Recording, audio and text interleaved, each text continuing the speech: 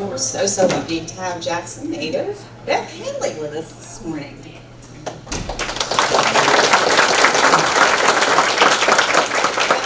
Playwright, a screenwriter, and an actress. No, She just was an actress. in high school. She's one of 4 sisters. Their father was an attorney, a judge, and a state senator, so spent some time here in this building. And mother was an actress who performed at our beloved New Stage Theater. She graduated from Murrah High School, go Mustangs, followed by Southern Methodist University, where she was a member of the acting ensemble. See, you did act. And completed her first play, a one-act piece entitled In My Blue. Her first professionally produced play, Crimes of the Heart, won the 1981 Pulitzer Prize for drama, the New York Drama Critics Circle Award for Best American Play, and a nomination for a Tony. Her screenplay, For Crimes of the Heart, was nominated for an Academy Award for Best Adapted Screenplay. The film starred, if you haven't seen it, Diane Keaton, Jessica Lange, Sissy Spacek, Sam Shepard. It's about 3 sisters, Meg, Babe, and Lenny, who reunite at old granddaddy's home in Hazelhurst, Mississippi after Babe shoots her abusive husband. And these characters really stick with you. I was just saying over breakfast, like, I can't shake them. They're so amazing. And that really underlies her brilliant talent. Her first 6 plays are set in the Deep South, right? 2 Louisiana, 4 Mississippi. I got it. Hazelhurst, Brookhaven, Jackson, and Yazoo City. Well, Yazoo City's the film. Yeah. Yeah. Okay. So your 1984 play, Miss Firecracker Contest, became the 1989 film Miss Firecracker, starring Holly Hunter and Tim Robbins, Mary Steenburgen, Alfred Woodard, Scott Glenn. I mean, just like these massive screen talents. That story is set in Brookhaven, Mississippi, where Carnell Scott wants to win the local beauty pageant to improve her reputation. I really hate that this movie didn't have more of an audience at the time, and I encourage all of you to see it if you haven't seen it. I'm convinced, and I haven't said this to you, I'm convinced it inspired Little Miss Sunshine. I don't know what you think about that. We'll have to. All right, I'm almost done, and I promise she'll get to talk next. And to my delighted surprise, I learned that she also co-wrote the cult classic True Stories, the avant-garde comedy musical directed by and starring David Byrne of the Talking Heads, as well as John Goodman, pop staples. And it's about a small town, too, a Texas town, filled with strange and musical characters celebrating its sesquicentennial, and they converge on a local parade talent show. All right, so as told by the experts of Wikipedia, the themes in her plays often consider the importance of love, the contrast between family love and romantic love, how family and society define and confine female characters, and the alienation and suffering of the human condition. Her southern sense of the grotesque and absurd experienced in daily existence has been compared to other Southern writers, such as Welty and Flannery O'Connor, or to be considered a part of the Southern Gothic tradition. She's written a lot more than just the works that we're going to focus on today. She's one of the most respected and prolific dramatists of her time, and in addition, she's been a college professor of theater arts for some 20-some years with Loyola Marymount. 13. 13, okay. Loyola Marymount, which is one of the premier theater programs in the country. Let's welcome home Beth Henley.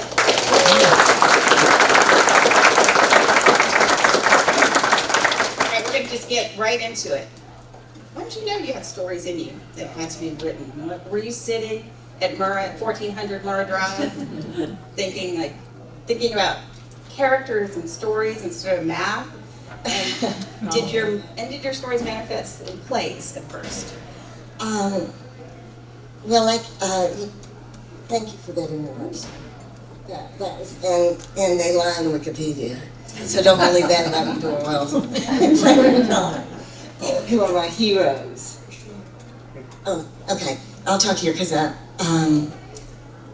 anyway, my mother worked at the little Jacksonian Theater, and she also worked at the New Stage Theater, and that's where I became kind of familiar with the theater, which is a kind of unusual thing if you're growing up in 1950s, 60s Jackson. But it was the most beautiful times when I went to a theater and it was dark and there were lights on that you could watch people perform, and my mother did quick changes, and then I'd look at the refrigerator, only part of it would be full with food, you know, all the little tricks, the delusions I was enraptured by. And also my mother would have me read her lines. So I would have to read her cues and then she would say her lines, but she was always extraordinarily particular about punctuation, about the word choice. It was something that she took more seriously than her children. You know, and that was inspirational to me, to really see her care, the care and concern and the depth of her explorations into characters was profound for me. And just, it was a chaotic time in Mississippi. And Murrah was not quite what it is today. It was kind of chaotic, especially my senior year with the forced integration. So I spent a lot of time at Murrah trying to be in the hall. You could sit in the auditorium or go to the pep rally. I was always in the auditorium, so happy I wasn't at the pep rally, because I have kind of anxiety, and all those people yelling, and I love my Murrah, but I'm just not good in crowds. So, I don't know, I'm rambling, Beth. Help me. All right, well, we'll switch gears just a little bit. So, you know, reality is sometimes stranger than fiction, right? Do you subscribe to the philosophy of write what you know, and why or why not? I think you kind of inevitably write what you know, so don't worry about it. You know, try to like imagine things you don't think you know about, and then you'll either know about them or you'll know you don't know about them, but you're writing about them anyway. I don't stick to that advice, although I probably do when I write plays, but not when I try to teach people how to write plays. So we know people compare you to Welty and Flannery O'Connor. Do you agree with that Southern Gothic kind of badge? And who were some of your early influences? Well, Eudore Welty. And of course Tennessee Williams, because my mother would be doing his plays. And those were where I learned about how to write poetic dialogue and how to structure a scene. But Eudore Welty, she was the one woman, my mother said, Eudore Welty is from Mississippi, and she's not just national, she's international. And we would drive by her house. Sometimes that's where Mr. Eudore lives, and she was up like literally in that window, typing. And she was such, at that time, it's kind of a bit inconceivable to understand how few women were writing at that time, especially from Mississippi. I mean, it's changed so much, it's brilliant, but she was always, I don't know, an icon. And her work is gorgeous, just gorgeous. I mean, and my mother would sometimes do some of her plays, like the Firework at the P.O. A few of Eudore's short stories were converted into plays, and I love those.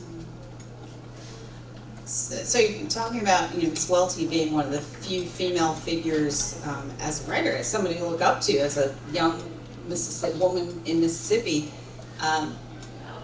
You set the bar pretty high for us too. I mean, what was it like to win a Pulitzer? How old are you? 28. 28 years old. What is that? Just walk us through that. What is that like? Well, I was never good in school. I was like Susan in the advanced classes. You know, I was kind of rejected from college for a few places, but not SMU, so I didn't feature myself as, and I was reading Faulkner and Dora Welty, and the idea of being a writer was just a fantasy, and I couldn't be a prose writer. But I was in the theater department at SMU, and I took a playwriting course, and I realized these people don't have to be any smarter than I am. They're talking. They don't have to know much more about the world than I know. Because these were about two teenagers. One girl, it was her prom night and she hadn't been invited. And the guy she meets, it's his freshman year in college, and he's been given by his fraternity brothers a ticket to go see a prostitute. So they can converge and really have a complicated, but they end dancing together, and just in her house. So I love doing that, and I felt that maybe I could do this. I also wrote a screenplay earlier, and I didn't really know I was a writer until I won the Pulitzer Prize. And then I thought, okay, maybe you are right. So it was a miracle. It was a miracle on so many fascinating levels. It was the first year that they allowed a play off Broadway to get a Pulitzer. And my play would have gone into New York earlier, except for I didn't like the director and called it off. And so that put me back 2 years. So I'm just saying there was a confluence of miracles that made me win this. And from the bottom of my heart, success when you're young is so great. It's so great. Because then I could kind of have a life where I wasn't going to have a real job for a while. And I was basically not fit for employment. And so now I've just got to live my life in a whirlwind of glory. But also I didn't play it smart, and I made big mistakes, and I was unkind and stupid in many choices I made being in my 20s. But it's much better to drive in a limousine in your 20s. All right, let's start our little game. Okay. All right, so we're gonna build a couple Southern characters maybe throughout. So let's imagine a public school English teacher in Alligator, Mississippi. One of her students turns in a paper that tells the story of an unsolved crime about a man that sounds strangely like her missing ex-husband. What would you name the teacher? Dolly. Dolly, okay, Dolly. We'll come back to Dolly in a little while. All right, how does the process of writing a play differ from writing a script? And do you always imagine your play as potentially becoming a movie? No, I never imagined my play as potentially becoming a movie, because theater is much different from film in that you're in space. You're in 3 dimensions. I could throw this water bottle at you if I was on stage. Couldn't even do it in a movie. You can hear my voice. I can hear your laughter or your tittering or your snoring, whatever you're doing.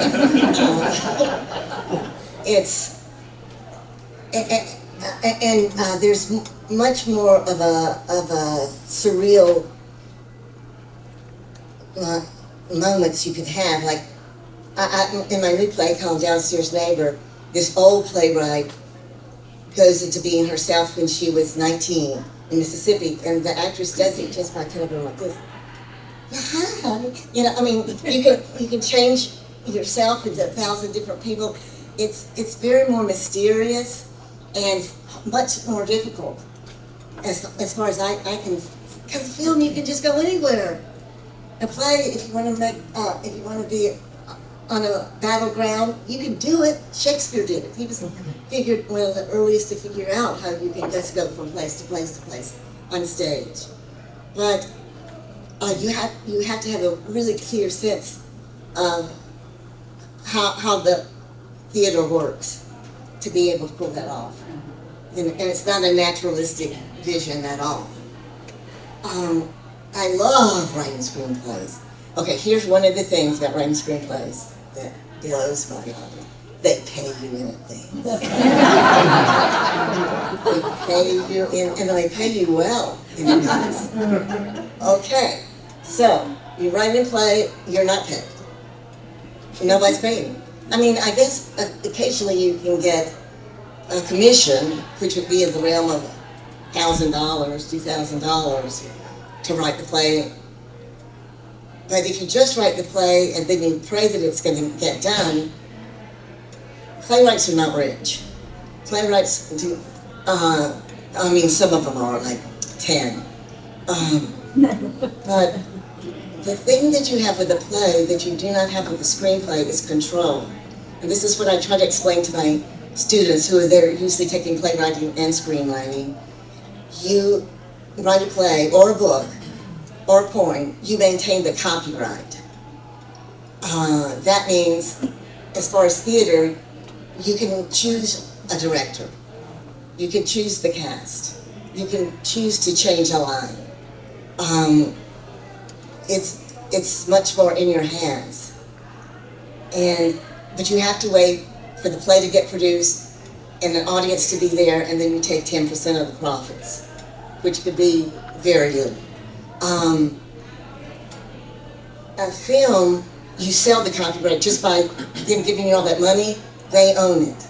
So even if it's, say, a play you wrote, now they own the film rights for it, which can be terrific, but it's just a different feeling to be, because you can be fired as a screenwriter, and often I have been, but also you can't pick the casting, you can't pick the director, but it's a dream to have a film made, and it can be shown all over the world, and you can talk to people that you would never talk to in the theater, and more people. And I've been very, very lucky with all the screenplays I've worked on, have been with great people. I mean, one of the keys is to try to have a director involved with the project. If it's just producers that are involved and they're wanting you to write an adaptation or a screenplay, it can often get too many people with comments, and you don't know who to listen to. But if you're lucky enough to have a director, the director will filter those voices and come up with what they think is a good, the most important. That's great. So you said you don't imagine your film, your works necessarily becoming movies, but so how did Crimes of the Heart end up on the screen? Did that just fall into your lap? Pulitzer Prize. Won a Pulitzer and then that, okay. Pulitzer Prize, moved to Broadway, not many roles for women at the time. Explain, I mean, since we have a number of writers in here and they may have books or plays that they want to adapt, what is the process of that? How do you go from a play to a script? And you know this, maybe some people in the room know this as well, but the formatting is very specific. 1 page of script is equivalent to 1 minute on the screen. So, that's a lot different than the format for a play. Yeah. So how do you? Well, I mean, I have what they call final draft. And they have it set up where you can write a play or a screenplay. My first screenplay attempt was pretty dreadful. I did not understand how to use prose to tell a story in the description. But I loved the freedom of it, that you could just show one moment and then cut to another moment. That's especially working with Miss Firecracker, because you could actually, there's a contest, And the way it's staged is it's all staged. And we're just back in Cornell's dressing room, and everything's flying to miss or going great. But when we did the film, you could actually see the talent. And Holly Hunter, who played the lead, happened to know how to do, in high school she was on this marching team where she had to flip a rifle around and catch it. And so she's doing this for, and then you get to see the people, her ex-boyfriend throw peanuts at her, and, so it's really fun. But in stage, it's kind of also traditional of the Greek tragedy. The messenger comes back on stage and tells you the whole story of how somebody got eaten up by poison in their dress or whatever, thinking Medea, or children being slaughtered, thinking Medea. So I love that, and getting to see the characters that are mentioned in the play that you didn't get to see them, like Old Granddaddy and Crimes of the Heart, So as far as telling you how to get a book made into a movie, I will be honest with you. I would say call her.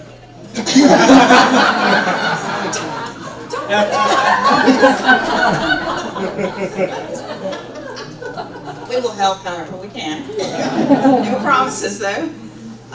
Okay, let's go back to our character in our story in Alligator, Mississippi. So this student that turns in this paper, how does the student say, what happened to this man? What's the unsolved crime here in Alligator, Mississippi?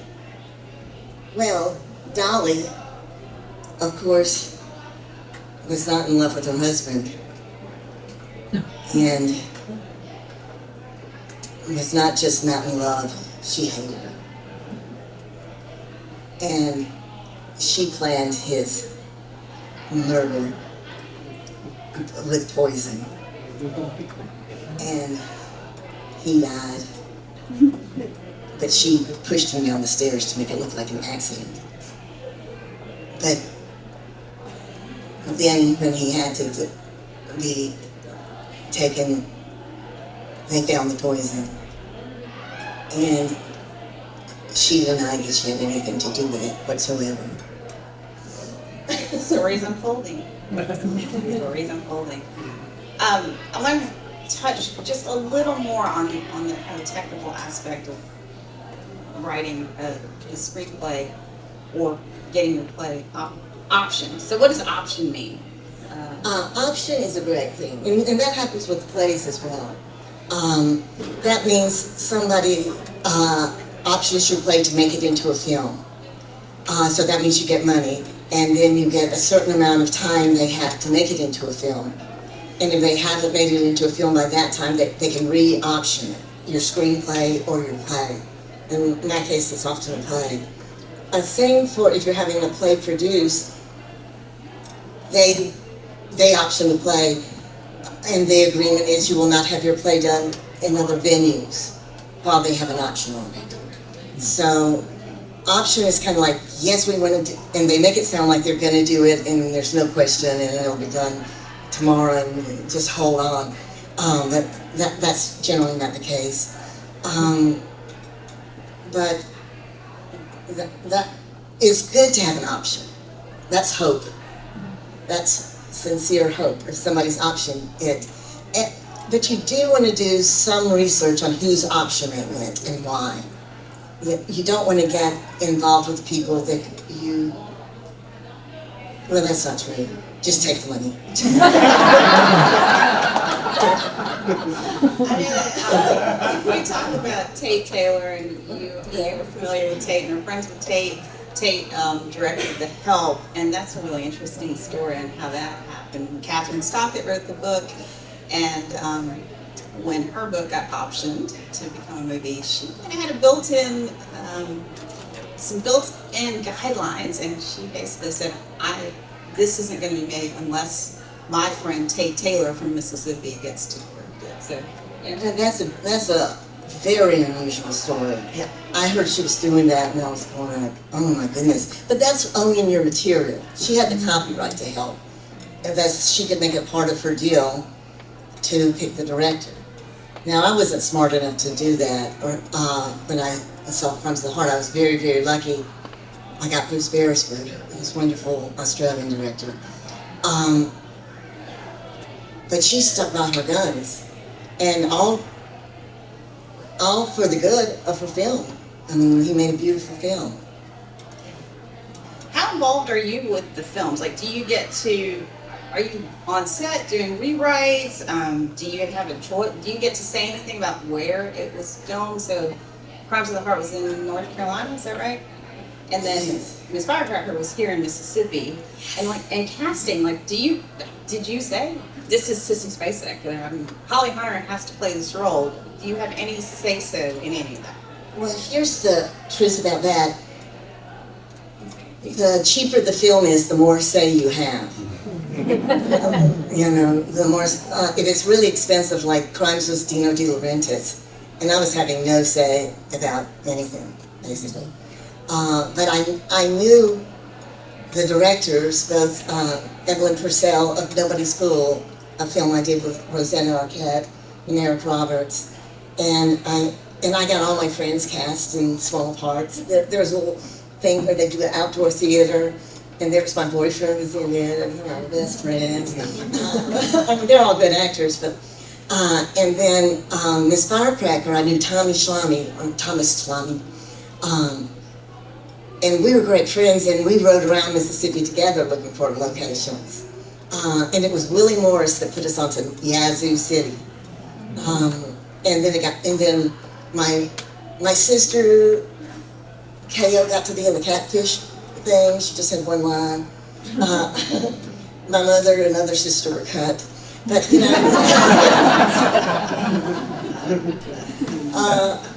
But yeah, it's very much along the lines of that. I mean, he would have final say, of course, and that's what you kind of want, because he's got to make it happen. But I knew we wanted Holly. We all seen Holly in the play. And then Tim Robbins was kind of just coming on, and I was a giant fan of Alfre Woodard, giant, and she had a Popeye quality that was spectacular. And so I really lucked out with casting in all the films. Miracle. It's a miracle. Really is good. At the reception last night, I was walking around talking to some folks. I was thinking, okay, you know, I get to spend time with Beth Henley in the morning. What would you want to ask her? And my friend said, I mean, what was Sam Shepard like? Exactly. Now, I was a huge fan of his plays. And at that time, he and Jessica Lange had just had a child together. I think their first child. And that's why I got him in the movie, because they were in love and he wanted to be in the movie, and why not? So stuff like that is these little ticks that make things happen that are good or bad, often. But he was there. I was gobsmacked with love and paralysis. And I remember being in the kitchen with him, you know, what was kind of when other people were doing other things, and I wasn't alone with him. There was some other people there, and he wasn't saying anything, you know, these other people kind of talking, and I wasn't saying anything. And he suddenly goes, "Do you see that spider crawling up the wall?" You know, and he went into this whole riff about the spider. And I was like, yes, Sam. Anyway, I loved that. I wasn't on that set but that one time, and that was basically before they started shooting. Because the actresses were coming up to me and saying, "I like that, you cut that from the play, can we put that back in the film?" And I was going, "Yeah." And the directors, "Don't do that. If you do that for one actress, you're going to have to do it for all of the actresses. I think you need to know." What did you think of the final versions of these your plays as films? I'm very lucky and very happy with both of them. In retrospect, I'm very sorry that they moved Crimes of the Heart to the 80s, because it's a very period piece, 5 years after Hurricane Camille, and that's just a different time for women, and the state, and what was the truth of what was happening with, living in abusive relationships, or having your femininity questioned.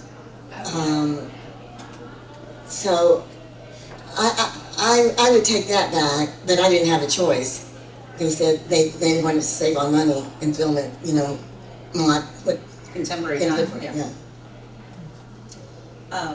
Unrelated to adaptations, but I have to touch on this. I want to know, well, I know a little bit about this already, but maybe some people out here want to know, how did True Stories with David Byrne come to be? It's very much a cult classic of that time. So hip, I'm just so hip. Another miracle, originally Crumbs of the Heart was going to be directed by Jonathan Demme. Silence of the Lamb, Philadelphia, great genius director, because we were friends, because his ex-wife was directed the other movie I wrote, Moonwatcher, and then they fired me from Crimes of the Heart, because the guy says, you know what, I'm firing you because you wrote the movie. You wrote the play. Just think of this, Lenny's walks out on the street, gets hit by a car. So open it up like that. So I was okay, fine. But I did get a bunch of money for selling the material, so I wasn't that sad. But then Jonathan quit on principle, because he said, I don't want to ruin this play, it's really good. So it wasn't until 3 or 4 years later, Bruce Beresford appears in an apartment getting ready to leave London, and he just comes by and helps me pack and says, I'm doing it now. I said, well, they fired me because it was too much like the play. And he said, yes, I read the Diddy script, it's good, but it's not enough like the play. And I think we have to go back to the play. So, this is how things roll.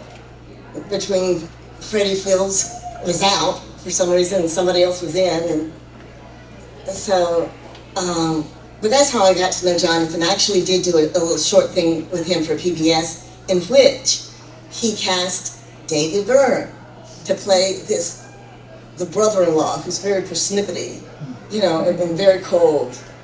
So I met David, and this True Stories was his first movie. So I went with him around Texas, looking at places, locations, and he just wanted something. The script I wrote with Stephen Tobolowsky was terrible, but it was something, and he riffed off of it. A lot of riffing in that film with who was playing the parts, but it was a great experience. Would you call it like an avant-garde musical comedy? How do you classify that? I'm not great at classifying. I have no idea, but it was fun. It was alive. Okay, let's talk about Mississippi for a second. What do you think it is about Mississippi that produces Beth Henley and Oprah Winfrey and James Earl Jones and Morgan Freeman and some of the world's best musicians and creative talents? What is it? What is happening here? Something, and it's very hard. It's unique, and I was talking to Willie Morris about that, and he said, what it makes this, he says this place is so complicated that if you're a creative individual, you're not dealing with answers, you're dealing with questions. And there's, because if you're an artist, you're not looking black and white, and boy, there's a lot of room for gray with this state. And there's such love of story, and Mississippi's kind of on the outskirts. So I was much more creative in Mississippi, like, okay, we're gonna have a party, okay, and just creating a party out of nothing. Or like, okay, today we'll go up to get a hamburger, but I'm gonna have this fake nose and I'm gonna hit it on the thing and have blood come out. Let's do this to unsuspecting people. My mother would go to a debutante ball and she'd get the waiter to go, excuse me, the olives were meant to be pitted. No, she shouldn't know anybody there. So there's this certain little desire to make things happen and to figure out how to do that. I don't know. I'm sure that's not true at all, but that was just what I was thinking this morning. In this, I don't know how much you're paying attention to this in the world right now, the new world of AI. Do you have concerns about someone like creating a prompt that says, write this story in the style of Beth Henley's Southern Gothic comedy? I've actually done that, but not with myself. Just to test it out. I was trying to write in the style of Chekhov and Shakespeare and Annie Baker, who I shouldn't have done because she's modern. But now they'll come up if somebody's alive, they'll put you out of it. But I was interested in, yeah, really, and I did Samuel Beckett. Man, it interests me to do it, to explore that, but I don't know, you don't want to hear me say what I really want to say about AI. We want to hear it. Come on, please, hurry. Hurry. We're dying here. We need some help.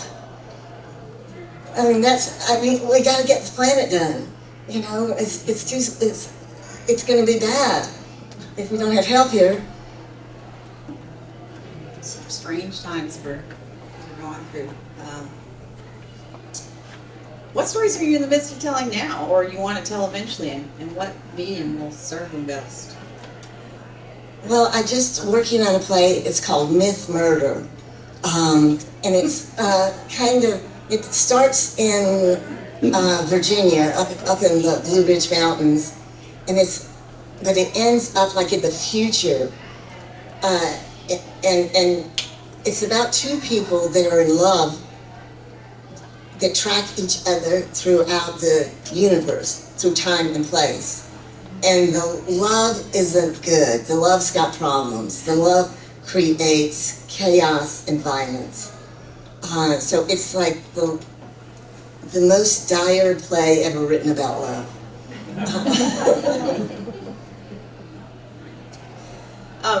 In both your plays and your movies, it seems that someone that is not seen on stage, maybe a little bit on screen, is really the main catalyst for what's transpiring amongst the main characters. And we do see, and that seems to be the equivalent of the inner voice or inner turmoil. I don't know if you see it that way, but that's something that kind of came through to me. It's like, oh, old granddaddy, we don't see him, but everything's centered around this, old granddaddy dying, and then of course the husband being shot. We don't really see the husband much. That's the good thing about the movie. Yeah. So you get to also, you've got to be practical if you're doing theater. Because the people have to be there, you can't have everybody do a minor blip. People do, and plays are done that way, and sometimes they're just terrific if you have like 40 people on stage. But when I wrote Crimes in the Heart, living out in Los Angeles, without much money coming in due to my lack of being able to sustain a temporary job, I wanted to write something. My friend Frederick Bailey was doing plays at La Mama, and he was producing them himself for like $500 or something. And so I thought I could do that. So I wrote it for a kitchen, one set, kitchen, and I thought, how can I make a kitchen not just a kitchen? Put a cot in it. Okay, that's good. Have a stairway coming down the back. Our kitchen had a stairway coming down, and in Jackson. So, and then write it for people that you know. You can cast your friends who are all really talented and aren't working, because we just made it to LA.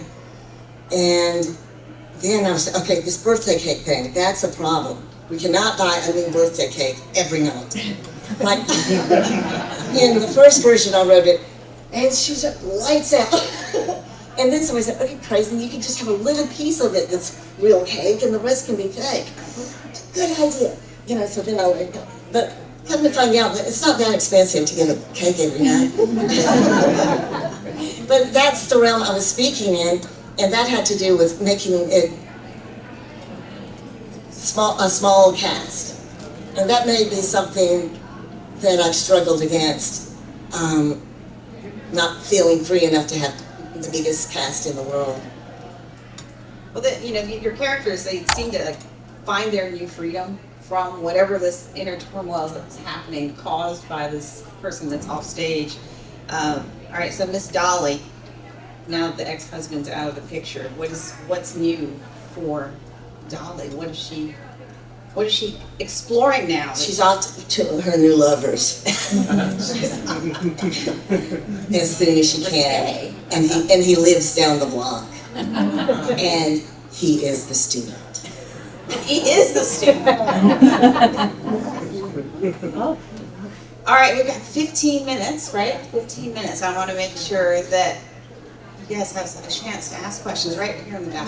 Yeah, from Alabama, I think, right? From Alabama, yeah. I grew up in rural North Alabama, North Mississippi, and one thing I think that compares you to your wealthy is your authentic language that you use, especially for rural people.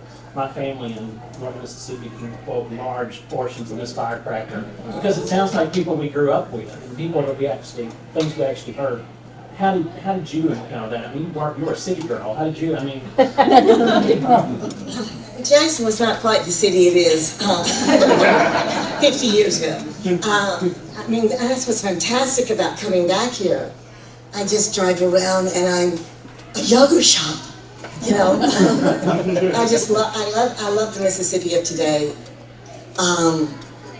But yeah, my grandparents who lived in Hazelhurst and grandparents who lived in Brookhaven, and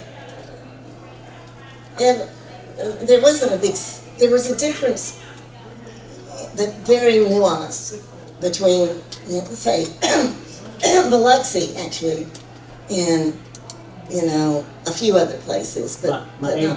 82-year-old mother still says, we'll talk about people dying, and she'll say, well, they say we're all going to die one day, and I believe it too. The quote from the movie, she says that. Wow. It came from your movie. It's just... Wow, that's lovely. I know you earlier you said that you made a number of mistakes when you were starting out, and I'm wondering what they were. Well, not being able to say no, and then disappointing everybody because I couldn't make their career, and help them out to the extent they thought I could, but I couldn't.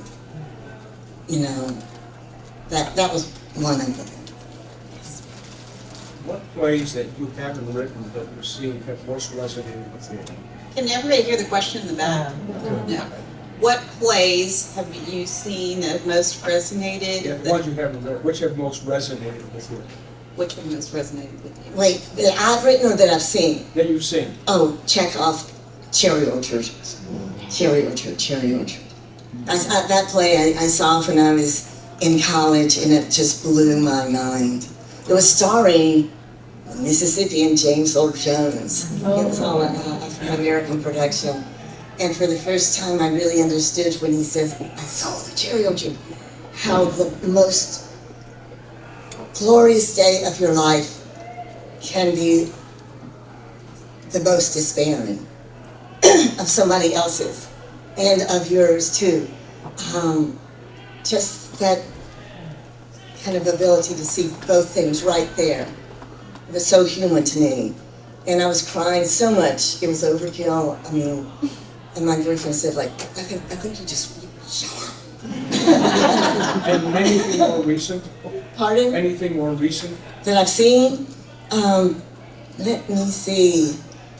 What did I see? Oh, I saw this amazing play at the, it used to be the Met Theater, now it's the Eastwood Theater in Los Angeles. There was this play I went to, and it was on the Fringe Festival, and there was this guy, he's from Queens, and he was he talked to the audience, and he was talking about his father who had another family, or two other families, and took him on did some terrible kind of creepy things, not that creepy in that vein, but creepy in the not showing up, or the when you do show up, you're going to his girlfriend's apartment, you know, stuff. And then you have the real father there, who is in his 80s. I mean, this is what I talk about theater. You can't do this anywhere else. And the father came out on stage and talked to himself, and then he showed videos of his father dancing with the mother. He was a great dancer, and then the father gets up and does some dancing. And it was so alive. And part of his family was in the audience, and he had some tapes. That's one thing I love about theater, how immediate can you be? And that is one of the best things I've seen in a while. All the way in the back. Was that? Go ahead. No, you please. I'm curious if you've sensed any distinction between the way your work is received in the South and the way it's received outside of the South. What comes to my mind is I've seen a production of Crimes of the Heart in Mississippi that felt very empathetic towards those characters. I also, a while back, saw a production of it in North Carolina that seemed to keep those characters at a distance and feel a little, I almost would say, superior to those characters. They were acting it like those characters were what, more intelligent, more... I think the one I saw in Mississippi was more empathetic. And definitely. Yeah. That does not surprise me. That does not surprise me. Mississippi is Mississippi, and I would have rather seen that production. But I'm just grateful for any production. So if you're from North Carolina, please.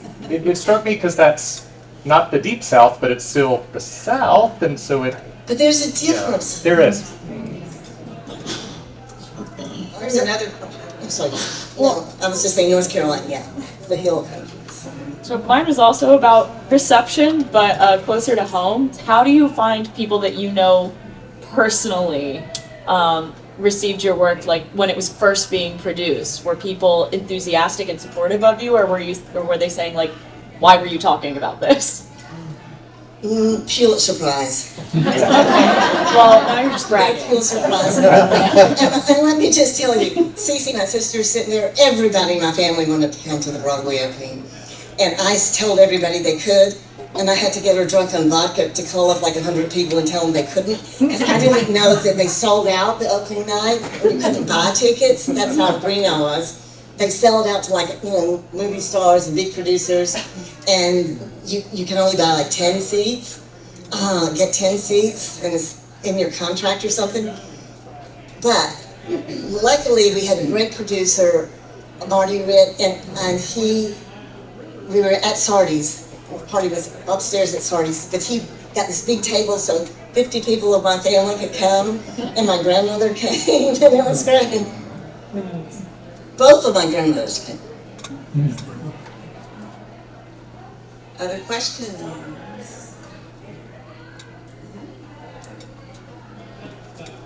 What are you observing about Mississippi now?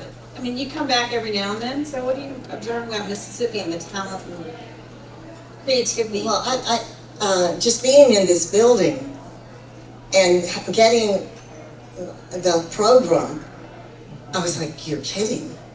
And what are they doing for the kids out there? I just love my state. I just love so much of how they love books and stories. And to see that flourishing in a way it wasn't flourishing when I was here is extraordinary. I hear that you're going to be visiting some students this week while you're here. Yes, I'm going to be going to the Susan Chance, my old friend from high school. There's an English class that works on the Pleiades, which is a book that high school puts out with poems and stories and paintings. And they have a great genius teacher. And I'm going to go, what's her name? Sarah Fowler. Sarah Fowler. And I'm going to go to Sarah's class and hopefully see some students. Yes. I love the grotesque and the Crimes of the Heart, and I taught that play in a comp 2 class in college, and my students loved it. Where did you come up with the idea of the mother committing suicide and hanging the cat? You know, my cat lovers had to get around that. Not the mother so much, but the cat. I just find that. That's from Mississippi now.